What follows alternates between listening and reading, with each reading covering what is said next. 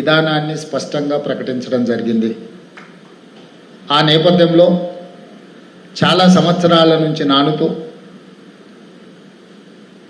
ఎన్నో ఒడిదుడుకులను ఎదుర్కొంటూ, అది ఉషా మెహ్రా కమిషన్ కావచ్చు, లేకపోతే గతంలో అమలు చేసిన ఉమ్మడి ఆంధ్రప్రదేశ్లో అమలు చేసి తర్వాత ఈ సమస్య సుప్రీంకోర్టు వరకు వెళ్ళడం, సుప్రీంకోర్టులో కూడా చాలా సంవత్సరాల నుంచి వాద ప్రతివాదనలు లేదా పంజాబ్ కేసు పెండింగ్ ఉండడం, ఆనాటి ప్రభుత్వాలు ఈ అంశాన్ని సుప్రీంకోర్టులో సరైన విధంగా వాదించకపోవడం వల్ల, అందులో భాగస్వామ్యం తీసుకోకపోవడం వల్ల చాలా సంవత్సరాల నుంచి వాయిదాలు పడుతూ వచ్చాయి. కాంగ్రెస్ ప్రభుత్వం బాధ్యత చేపట్టిన తర్వాత మిత్రుడు దామోదర్ రాజనరసింహ గారిని పిలిచి సుప్రీంకోర్టులో కేసు మాదిగ వర్గీకరణ ఉపకులాలకు సంబంధించి కేసు ఉన్నది.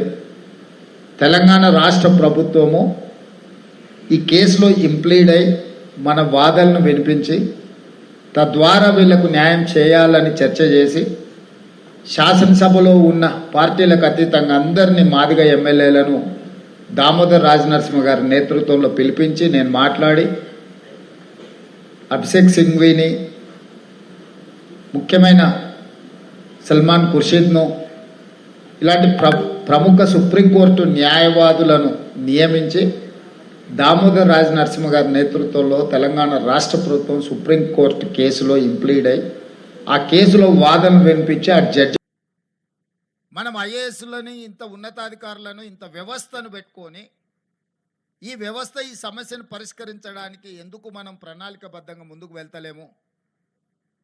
ఇది ప్రభుత్వ పరంగా మనం ఆత్మ పరిశీలన చేసుకోవాల్సిన అవసరం ఉన్నది.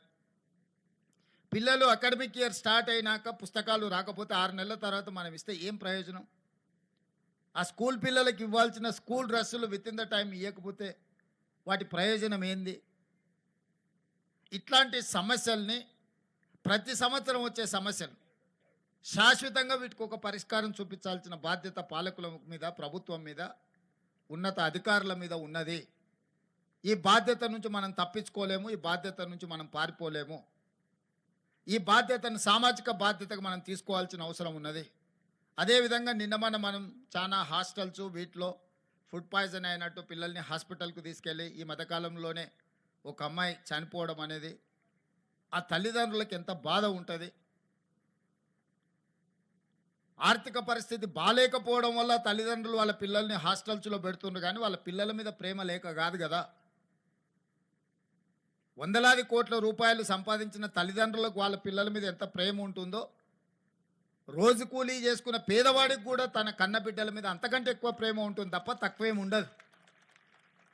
శ్రీమంతులకు వాళ్ళ పిల్లల పట్ల ఎక్కువ ప్రేమ ఉంటుంది, పేదలకు ప్రేమ తక్కువ ఉంటుంది అన్న భావన సరైనది కాదు.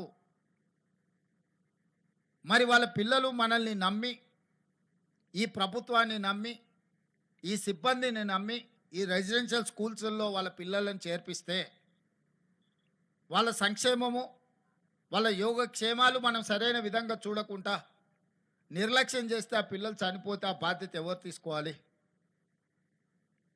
ఇది మన గౌరవం, మన ప్రతిష్టను పెంచేదా, లేకపోతే మన గౌరవ ప్రతిష్ట మసకబారేదా? ఈరోజు మనందరం ఆత్మ పరిశీలన చేసుకోవాలి. ఇట్లాంటి సంఘటనలు పునరావృతం కాకుండా చూసుకోవాల్సిన బాధ్యత ప్రభుత్వం మీద ఉన్నది, సిబ్బంది మీద ఉన్నది. కొన్నిసార్లు మనం ఏదైనా డైట్ విషయంలో లేకపోతే మౌలిక వసతుల విషయం మాట్లాడితే మాకు 6 నెలలు 8 నెలలు బిల్లులు రావడం లేదు, కిరాణా కొట్టుల్లో మేము అప్పు తెచ్చి నడిపిస్తున్నాం, 8 నెలలు మేము మా అప్పులకు మిత్తిలు కట్టాలంటే మేము ఎక్కడో ఒక దగ్గర నాణ్యత తగ్గించాల్సిందే అన్నట్టుగా చర్చలు వస్తున్నాయి. అందుకే ఈనాడు ప్రభుత్వం స్పష్టంగా నిర్ణయం తీసుకున్నది, ఎవ్రీ మంత్ 10th లోపల గ్రీన్ ఛానల్ ద్వారా అన్ని నిధులు ఈ రెసిడెన్షియల్ స్కూల్స్కి, హాస్టల్స్కి, కాలేజెస్కి సంబంధించిన ప్రతి రూపాయి 10 తారీఖు లోపల గ్రీన్ ఛానల్ అడగాల్సిన పని లేకుండా స్ట్రైట్గా వాళ్ళ ఖాతాలకు పోయే విధంగా, అది డైట్ ఛార్జెస్ కావచ్చు, కాస్మెటిక్ ఛార్జెస్ కావచ్చు, ఇతర విద్యా సంస్థల నిర్వహణకు సంబంధించిన నిధులు ప్రతి నెల 10 తారీఖు లోపల ఆటోమేటిక్గా విడుదలయ్యేటట్టు ఈ మధ్యనే ఆర్థిక శాఖ మంత్రి గారికి అధికారులకు నేను ఆదేశాలు ఇవ్వడం జరిగింది. ప్రతి నెల నేనే స్వయంగా పర్యవేక్షించి మీకు చేరడానికి అవసరమైన అన్ని నిర్ణయాలు తీసుకోవాలని ఈరోజు ప్రభుత్వం నిర్ణయించింది. అదేవిధంగా గతంలో మీ స్కూల్ డ్రెస్లు ఎవరో ప్రైవేట్ కంపెనీలకు ఇస్తే వాళ్ళు సెప్టెంబర్ అక్టోబర్ వస్తే కూడా అప్పుడప్పుడు డిసెంబర్ వరకు కూడా కొన్ని విడతలుగా స్కూల్ డ్రెస్సులు ఇచ్చేవాళ్ళు. ఆ విధానాన్ని మార్చి సెల్ఫ్ హెల్ప్ గ్రూప్ మహిళా సంఘాలకు ఈ స్టిచ్చింగ్ బాధ్యత మొత్తం రాష్ట్రంలో ఉండే 65 లక్షల మంది మహిళా సంఘాలకు పాఠశాల పిల్లల యొక్క డ్రెస్సులు కుట్టే బాధ్యత వాళ్ళకిచ్చి 25 రూపాయలు ఉన్నదాన్ని 75 రూపాయలకు పెంచి ఈరోజు వాళ్ళందరికీ ఇవ్వడం ద్వారా మొన్నటి స్కూల్స్ ప్రారంభం రోజే ఒక్కొక్క జత ఆ రోజే మొదటి రోజే వాళ్ళందరికీ కూడా ఇవ్వడం జరిగింది. వాళ్ళ బట్టలు వాళ్ళకి అందుబాటులో ఇవ్వడమే కాకుండా టెక్స్ట్ బుక్లు కూడా మొదటి రోజే ఇచ్చే విధంగా మన ప్రభుత్వం వచ్చినాక చర్యలు చేపట్టింది. ఇదే కాకుండా ఈరోజు రైతులకు ఉచితంగా కరెంట్ ఇస్తున్నాం. పేదవాళ్ళకి ఇంటికి 200 యూనిట్లు ఉచితంగా కరెంట్ ఇస్తున్నాం. మరి రైతుకు వ్యవసాయానికి 24 గంటలు ఉచితంగా కరెంట్ ఇచ్చి పేదవాడి ఇంటికి 200 యూనిట్లు ఉచితంగా కరెంట్ ఇచ్చినప్పుడు చదువుకునే విద్యార్థులకు పాఠశాలల్లో ఉచిత కరెంటు ఎందుకు ఇవ్వకూడదు? వాళ్ళ కంప్యూటర్స్ ఇచ్చినా, వాళ్ళకి ఇతర ఏ ఎక్విప్మెంట్ ఇచ్చినా పాఠశాలల కరెంటు బిల్లులు కట్టకపోవడం వల్ల, కరెంటు లేకపోవడం వల్ల వాటిని ఉపయోగించలేకపోతున్నారు. అందుకే రాష్ట్ర ప్రభుత్వం స్పష్టంగా నిర్ణయం తీసుకొని ఆల్ రెసిడెన్షియల్ ఆర్ గవర్నమెంట్ స్కూల్స్కి అంతా ఉచితంగా కరెంట్ ఇవ్వండి అని ఆదేశాలు ఇచ్చినాము. ఈరోజు ప్రభుత్వ ఆధ్వర్యంలో నిర్వహిస్తున్న ఏ స్కూల్స్ కానీ కాలేజీలు కానీ ఏవైనా ₹1 కూడా కరెంటు బిల్లు కట్టాల్సిన అవసరం లేదు. వాళ్ళకు ఉచిత కరెంటు ఇవ్వడం ద్వారా వాళ్ళ విద్యా ప్రమాణాలు పెంచాలి అని చెప్పి ఈరోజు స్పష్టంగా మన ప్రభుత్వం నిర్ణయం తీసుకున్నది. ఇదే కాకుండా ఈరోజు డైట్ ఛార్జెస్ మెనూను కూడా మనం రిఫార్మ్ చేసుకొని ఒక మంచి డైట్ ఛార్జెస్ ఇవ్వడమే కాకుండా అధికారులను కూడా ప్రతిరోజు మీతో పాటు తినే విధంగా మీ బోధన సిబ్బంది, బోధనేతర సిబ్బంది, కలెక్టర్లకు, జిల్లా స్థాయి అధికారులకు కూడా నేను ఆదేశాలు ఇచ్చిన. ఖచ్చితంగా వారంలో మీరు 2 రోజులు 3 రోజులు ఈ పాఠశాలలు పర్టికులర్గా రెసిడెన్షియల్ స్కూల్స్ విజిట్ చేయాలా. విద్యార్థులతో కూర్చొని భోజనం చేయాలి. భోజనం యొక్క నాణ్యత ఏ విధంగా ఉందో రిపోర్ట్ చేయాలి. అదేవిధంగా ఎమ్మెల్యేలకు, మంత్రులకు కూడా వాళ్ళు ఎక్కడ క్షేత్రస్థాయిలో విజిట్లకు పోయినా తప్పకుండా పాఠశాలల్ని సందర్శించాలి అని చెప్పి ఆదేశాలు ఇవ్వడం జరిగింది.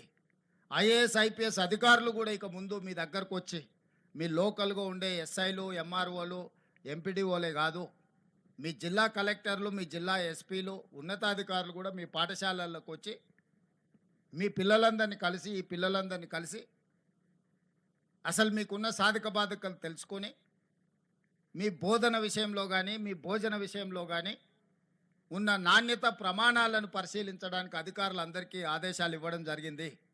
ఇంక్లూడింగ్ చీఫ్ సెక్రటరీ క్షేత్రస్థాయిలో పర్యటనలు చేయమని మన ప్రభుత్వం ఆదేశాలు ఇచ్చింది.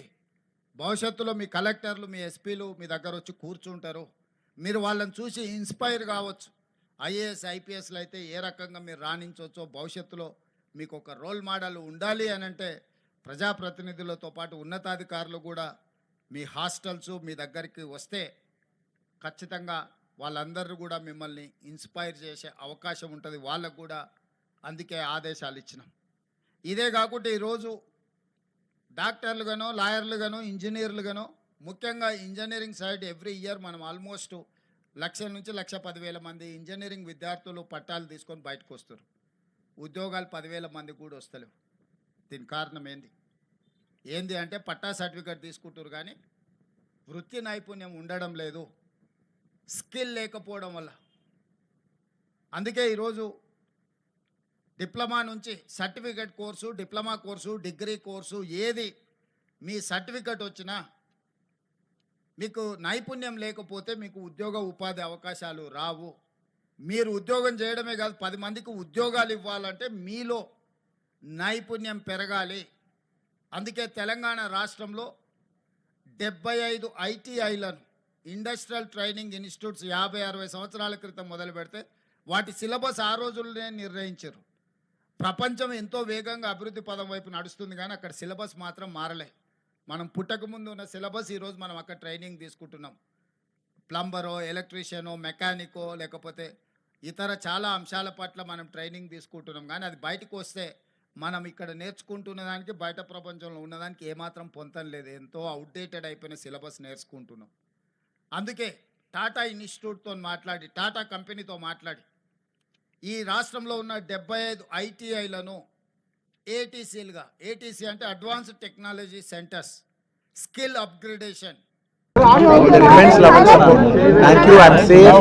Baane unnanu. Nothing to worry. I'm doing well. Thank you very much. And I also like to tell that I'm a law-abiding citizen. I respect the law, and I will cooperate with them, and I'll do the needful. And very importantly, I would like to give my condolences once again to the family. It is very, very unfortunate that we went to watch a film and there was an accident, that is totally unintentional. We went to watch a movie and due to an unfortunate accident there's been a loss of a person, and we're always very sorry for whatever's genuinely happened, and it's purely out of my personal control, and I've been doing that for the last 20 years. Last 20 years I've been going to watch my films, and I've been to that place not just only for my film, for my uncle's films. I've been there more than 30 times in my life.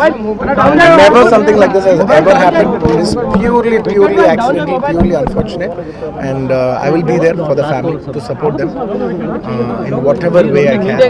We can never cover the loss of the death of a person, but in whatever possible way I will be there for the family to support them. And once again, I like to thank each and every one of you from all over. बहुत शुक्रिया सबके लिए, अंदर की प्रति ఒక్కరికి చూసే ప్రతి ఒక్కరికి ధన్యవాదాలు తెలియజేసుకుంటున్నాను. థ్యాంక్ యూ అండి, thank you.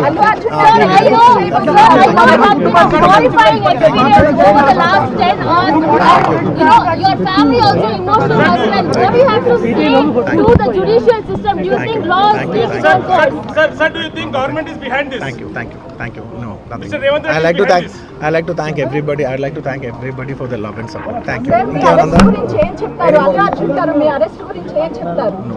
when the law is when the law is taking care of itself, then I should not indulge with the case and hamper the case. Then I won't just from a legal standpoint, then I won't. Thank you very much. Thank you for all your love and support. Do you believe justice will take its course? Yes, I believe in this law. I believe the law. వెళ్ళిపోయేటప్పుడు కూడా మీ తండ్రి గారికి భరోసా చెప్తూ వెళ్ళారు. అంటే ఈ వయసులోనే మీ తండ్రి గారు ఎంతో అల్లారుముద్దుగా పెంచుకున్నటువంటి మీరు definitely it's a very challenging situation for the family. It's a very challenging situation for the family, and Ante, I just thank you for all your love and prayers for everybody, from all the fans across and for all the people across. Thank you so much.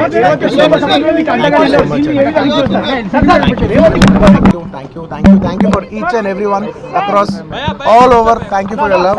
I am here today like this because of your love. Thank you. Support చేసిన అభిమానులకు కానీ Of course, I love my fans. Everybody knows that I love my fans. నిన్నటి వరకు industry కూడా Thank you.